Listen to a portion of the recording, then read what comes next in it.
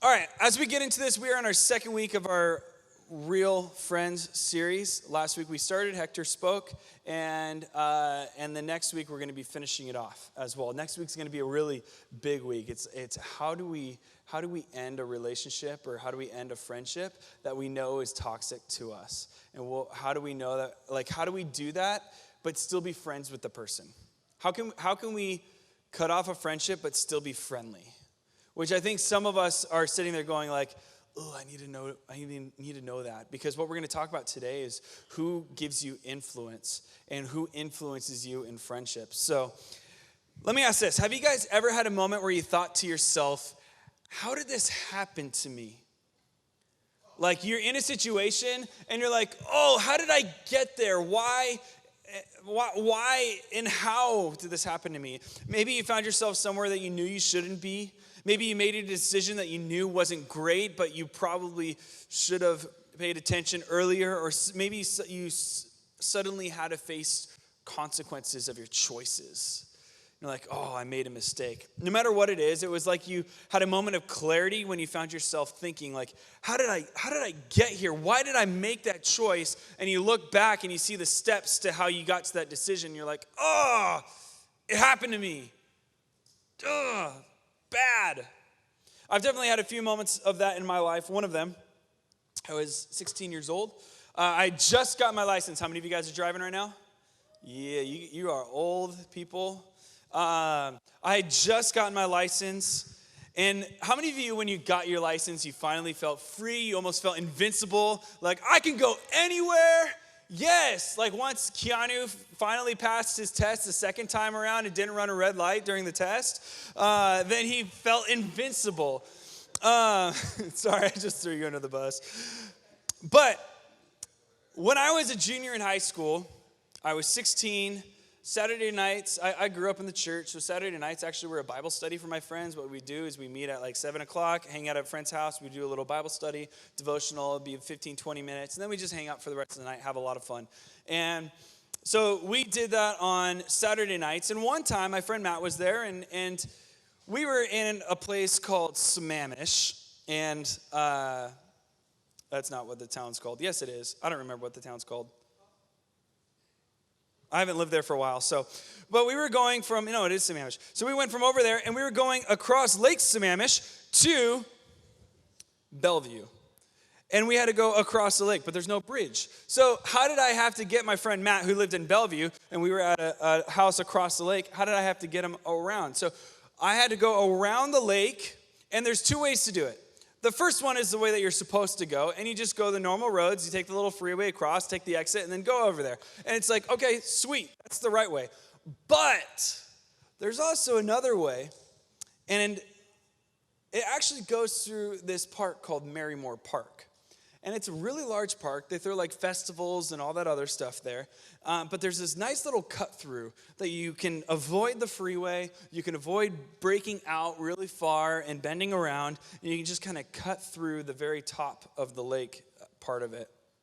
And so Matt and I decided to take the Marymore Park way when I was taking him home. And it's late at night. It's around 11 o'clock. And so I'm thinking to myself, like, man, there's no one out here. It's safe. I can just go. And so I'm cruising. Everything seems to be going great. Since it's dark, I'm being able to get through there fast because there's no other cars on this way. And then it happens. The very moment I look in my rearview mirror and I see red and blue lights flashing behind me. Any of you have been there so far? You have been there? That's not good. All right. So I'm there. I have these flashing red and blue lights, and it's my first time ever being pulled over. And so the cop, he comes up to my window, and I hand him everything he needs, driver's license, registration, insurance, all that stuff. And then he asks, hey, do you know what the speed limit is? And I was like, yes, sir, it's 15. You know you were going at least 30. I'm like, okay, I was doubling the speed limit. I was like, yes, I do. He says, also, do you know what these red signs are over here that like are cut in a little, I think it's hexagon. Is that what it is? And I was like, yes, sir. He's like, you weren't paying attention to those stop signs. And you were blowing right through them. I was like, yes, I know. And do you know that the park is closed right now and that it closed at dusk? And I was like, yes, sir, I do know that. I was just trying to take the shortcut. And he's like, you also know that you can't cut through the park as well? You're not supposed to do that? I was like, yes, I know. And so I did 4 things all completely wrong. I could have gotten huge trouble. How did I get myself into the situation? And he looks at me and says, give me your parents' phone number. And so I give him my parents' phone number. He goes back to his car. He makes a phone call, tells my parents everything that's going on. My parents knew that I was giving Matt a ride home, so they talk and all that stuff. And then he walks back up to my car. He's like, all right, I'm letting you off. I've talked to your parents. They said just go home right after this. And I was like, okay, I will. Thank you, thank you, thank you. I was like so freaking out. Like the first time you ever pulled over, you're like shaking. Like, and if you've never been pulled over before, like expect that because everyone's afraid of police officers when you first get pulled over. And so, but that's where I came to this point of realizing, like, how did I get myself here? This wouldn't have been an issue if I would have gone the correct way, the right way. Why did I make this decision? And that's just one of many bad decisions that I've made in my life.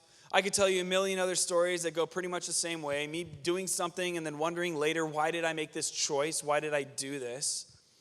And maybe you felt that way before. You felt, maybe you got caught sneaking out of your house or breaking your curfew to hang out with your friends. Maybe you cheated on a test and lied about it to your teacher until they presented you with the proof and then you fully got caught and like, oh, why? Maybe you showed up at a friend's party where you knew people would be drinking and then cops showed up and the whole thing got a mess. Maybe you just pushed your sibling down thinking that you wouldn't get caught, but your parents totally saw you and you got in huge trouble because you were bullying your little sibling. No matter what the decision was, chances are you've asked yourself the question at some point or another. You've asked this question, how did this happen to me? How did this happen to me? And honestly, that's a pretty normal response. We sit there and we're like, how did this happen? We all tend to see our bad decisions as something that happened to us and not something that we did ourselves. We feel like we're the victim. It's like we just are living our lives until we just discovered ourselves in a bad situation and totally clueless about how we got there. And you're like, oh, it happened to us. Think about it. What was the last decision that you made? You don't have to tell me. I'm not asking you to raise your hands and share.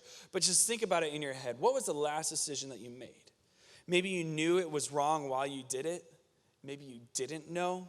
But the point is, you either got caught, you got in trouble, you got lectured, you got kicked off the team, maybe you got exposed, maybe you got punished, maybe you got embarrassed, maybe you just got detention, maybe you got a suspension. Whatever it was, you thought, how did this happen to me? But here's the deal. What is the common denominator in all these poor choices that we make? They're not always the same common denominator, but there is one. It's you. It's me. The reality is that most of the bad choices that we make and the negative consequences that we experience don't just happen to us. It's not just something like, oh, why did I get detention? No. We have to take ownership for the things that we did. And so many times we don't want to take ownership of our own things. We aren't just innocent bystanders when it comes to life. We are participators.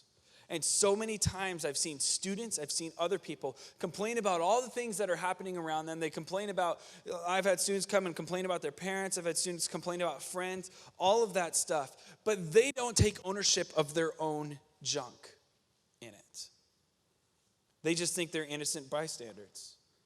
But what they really are is they're participators. They're adding to the conflict with their friends. They're adding to conflict with their parents. Now, this might be the part of the message where I'm going to tell you to, start making wise choices and have better behavior. And you can relax. I'm not going to talk about that.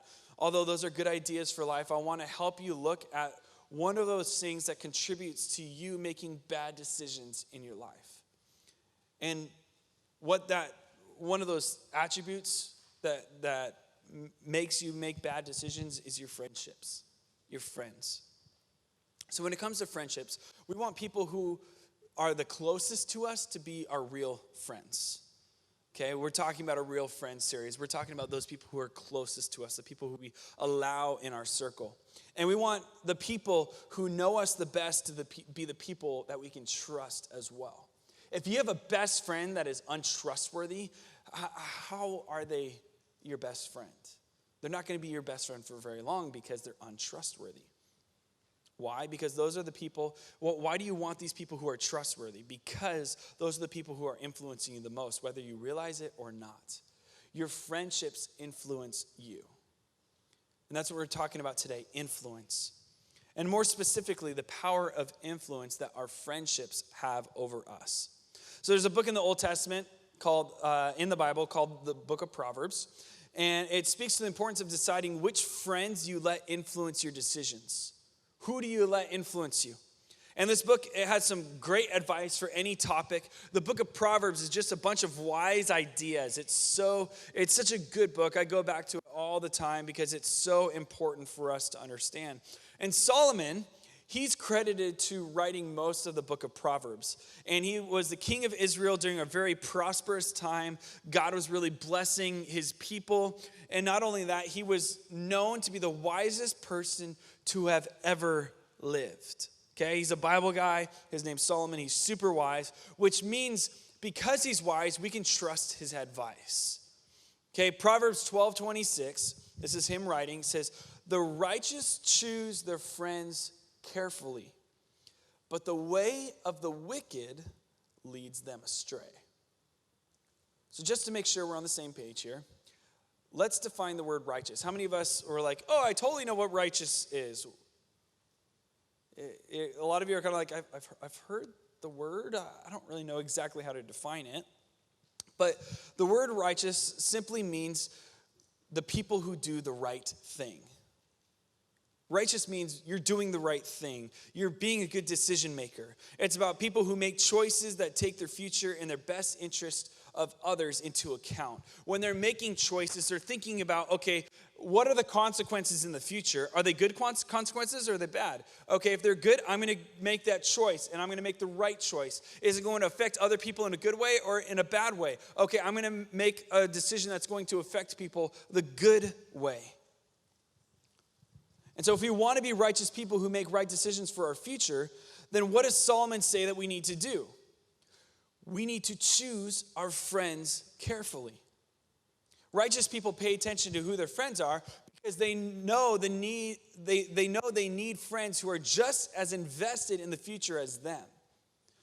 They want to have friends, righteous people have friends who care about their decisions in the future, who care about their decisions now that lead to a better future. They need friends who will help them stay righteous. Righteous people choose friends who will help them make the kind of choices that take their future into account and also think about the best interest of others as well. They choose friends who also make the right decisions.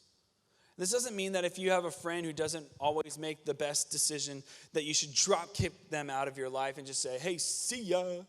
I'm not saying that. I'm just saying that you should take a look at the people you're closest with. The people that you spend the most time with. And then what you need to do is ask yourself, are they leading you to a future that you are proud of or a future that you don't want any part of?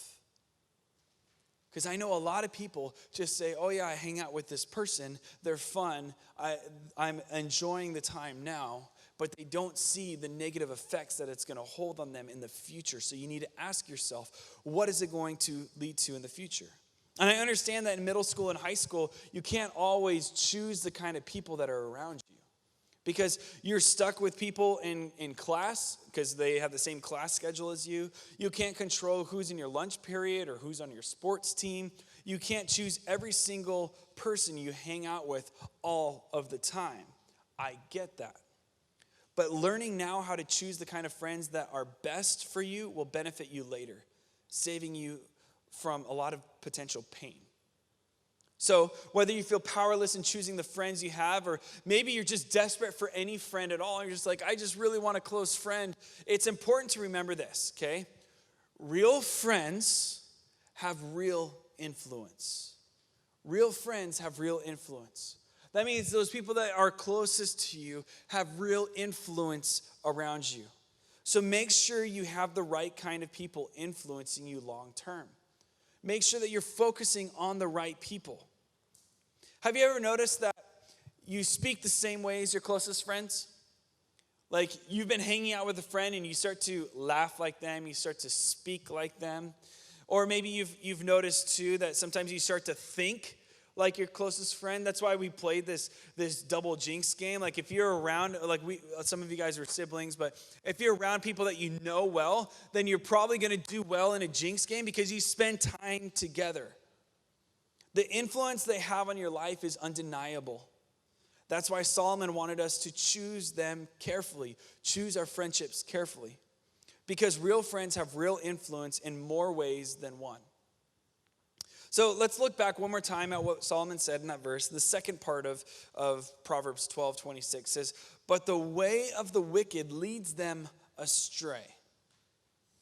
The way of the wicked leads the friends astray.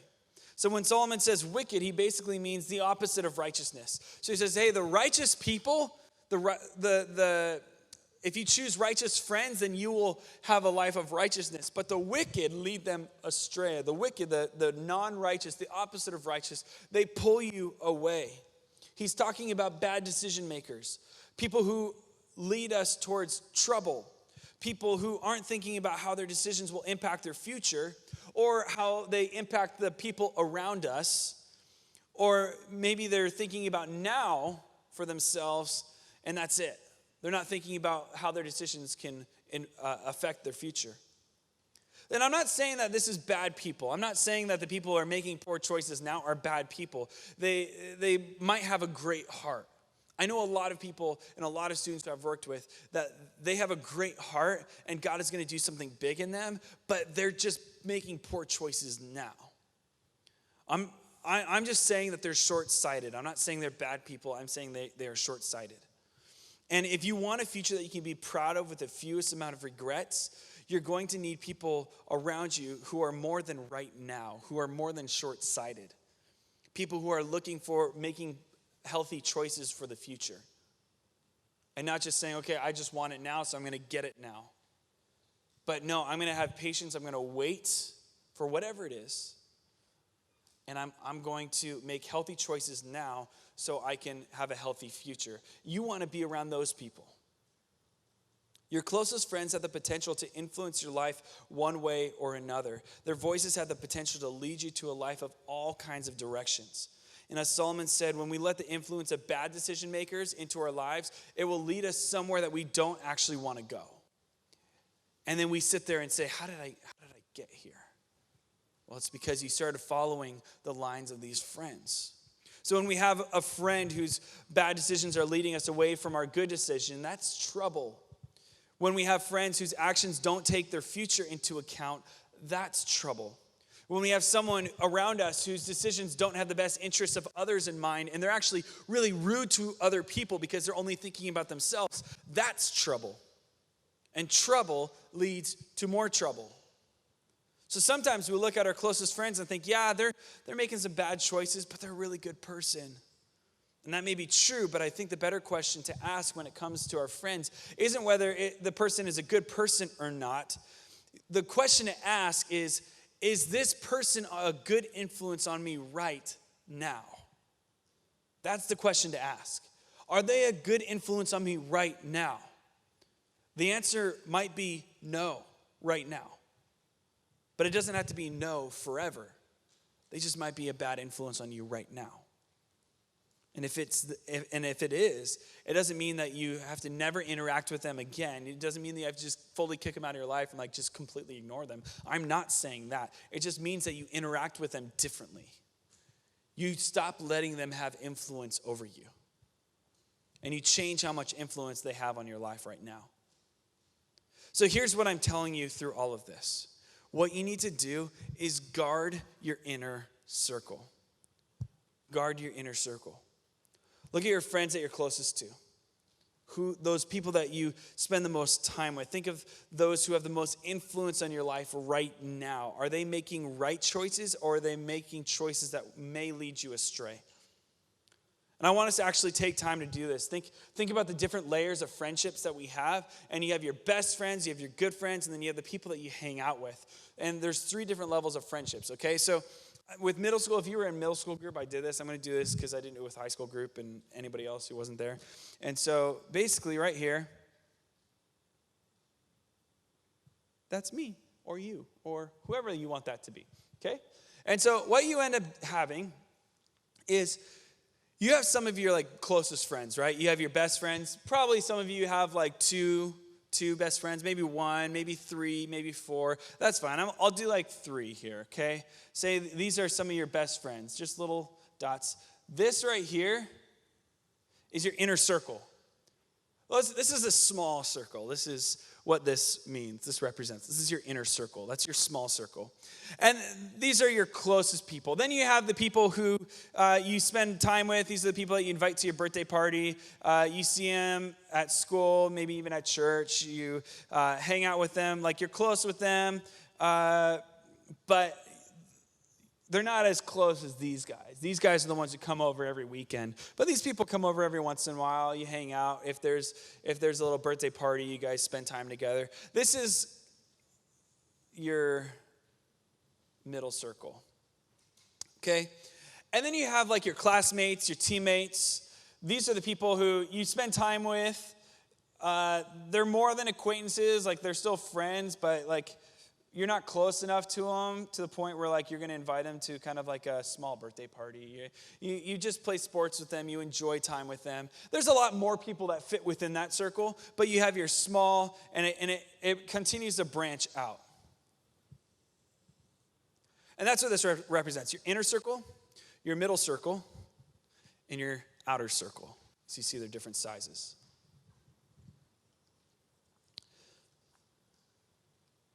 So Jesus, if you look at his life, he had the same kind of pattern with his friendships. If you read in the New Testament, you see that he had different levels of influence in his life with his friends and followers. And so he had a huge crowd of people who followed him. Jesus, they call them disciples. They're people that he invested in, people who he taught, he healed. They followed him around. He got to know who they were. These are probably people like when Jesus feeds the 5,000. There's a lot of them there. But then what Jesus also had is he had his 12 disciples, right? His 12 disciples were the people he invested the most in. He did training. They were the ones who they sat at the table for the Passover right before Jesus died. And so they were like the 12. Judas was there, Matthew, all those other people. But then Jesus had an inner circle. He had a small circle of people that he really invested in. And those 3 especially, that's why I put 3 here. You had Peter, James, and John. Jesus invested into those 3 guys the most. He saw the most potential in them. He saw the most leadership qualities in them. And so he invested in them. They're the ones, there's this thing called the transfiguration. And it's like, it's in the Bible. It's kind of a crazy thing, but Jesus like starts glowing and then like, and then he starts talking with all these Old Testament characters. And these 3 guys are watching him. It's Peter, James, and John. So Jesus had his inner circle. And so if you think of it this way, these circles represent your circles of friends. You have the inner circle. This is your best friends. These are the people that know the most about you. They have the most influence. And they should be the most righteous friends, the ones who are actually bringing you to make right choices. They should be leading you towards making the best decisions for your future. Why? Because they're going to be the voices that influence you the most. The people in your inner circle influence you the most. And like Solomon, he says, guard your inner circle. So in this middle right here, you have your good friends, and these are the people in your larger group of friends that you spend time on a regular basis. You're close to them. They still have influence in your life, but just they don't have as much influence as these people in the inner circle. And then the furthest circle are the people you hang out with. They're the friends you spend time with every now and again, but they don't have that much major influence in your life. Maybe they're in your class, maybe they're on your team, or even in a small group, but you like being around them and you enjoy hanging out, but they don't really influence you that much because you're not as close to them. And so it's not as big of an impact. So when you think like this, you want to make sure that you guard this inner circle and that you may let the right people come into your inner circle. Make the right choices. You want to make sure that the people that have the most influence on your life are the people who should have the most influence on your life. So I want you guys to be thinking right now. Look at your friends who are the closest to you and ask yourself, what kind of influence do they have on my life right now? If the answer isn't good, you might need to move them from the inner circle to a little further out. And just say, you know what, they're not going to have as much influence. I'm not saying cut them out as a friend. I'm just saying change the influence that you allow them to have. And it doesn't have to necessarily be forever, but at least for now, guard your inner circle.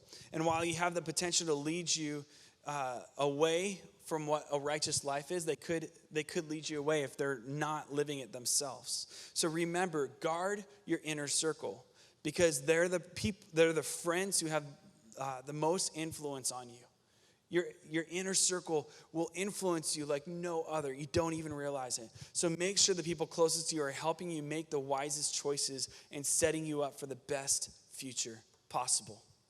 Cool? Let me pray. Father God, I just thank you so much for this group. I thank you that we can sit and talk about friendships and making healthy friendships, God. And I just pray that if any of them are making poor choices or they're having friends who are making poor choices, God, I pray that they make the right decisions to start moving them outside of the inner circle, Lord. And I just pray that we can have a inner circle that is righteous, people who are moving forward, people who are healthy to influence us, God. And I just pray that we have just a wonderful week this week just with our friends. I pray that we can invest and we can serve our friends and really put them first in our lives so we can show them the love of Jesus. So God, you are good and we thank you. I pray this in your name. Amen.